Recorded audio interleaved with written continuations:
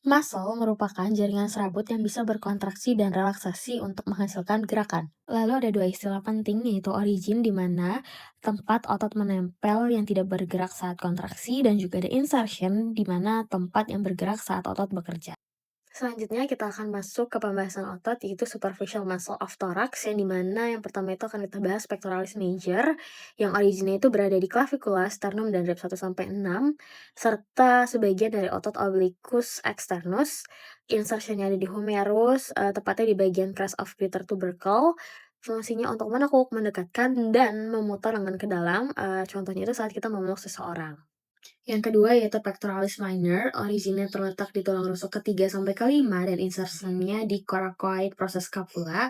Fungsinya itu untuk depression and protraction atau menarik bahu ke bawah dan ke depan. Otot ini aktif saat kita menunduk atau mengambil benda di depan atau mendorong sesuatu ke bawah. Selanjutnya yaitu subclavius, yaitu otot kecil di bawah tulang selangka dengan origin di tulang rusuk pertama dan insertion di bagian bawah clavicle.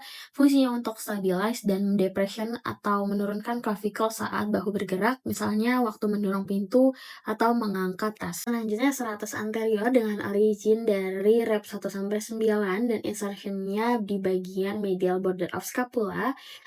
Fungsinya itu untuk menarik skapula ke depan dan membantu rotasi ke atas, contohnya saat kita mendorong troli belanja atau mengangkat tangan ke atas. Selanjutnya kita ke bagian deep muscle. Yang pertama kita bahas adalah subcostal yang originnya di bagian dalam rusuk bawah dan insertionnya di inner surface of the rib below it atau melintasi rib 1 sampai 2.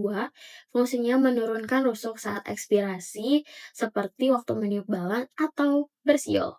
Lalu transfer thoracis yang originnya berasal dari sternum, sigmoid process, dan tulang rawan rusuk 4 sampai 7 yang insertion itu dirusuk bagian dalam antara 2 sampai 6 yang fungsinya itu untuk menekankan dinding depan dada saat ekspirasi, misalnya saat kita menghembuskan napas panjang setelah berolahraga. Selanjutnya, external intercostal dengan origin di tepi bawah tiap tulang rusuk dan insertionnya di superior border of lower rib. Serabut ototnya itu mengarah miring ke bawah dan ke depan, fungsinya itu untuk mengangkat rusuk saat inspirasi, supaya membantu udara masuk ke paru-paru.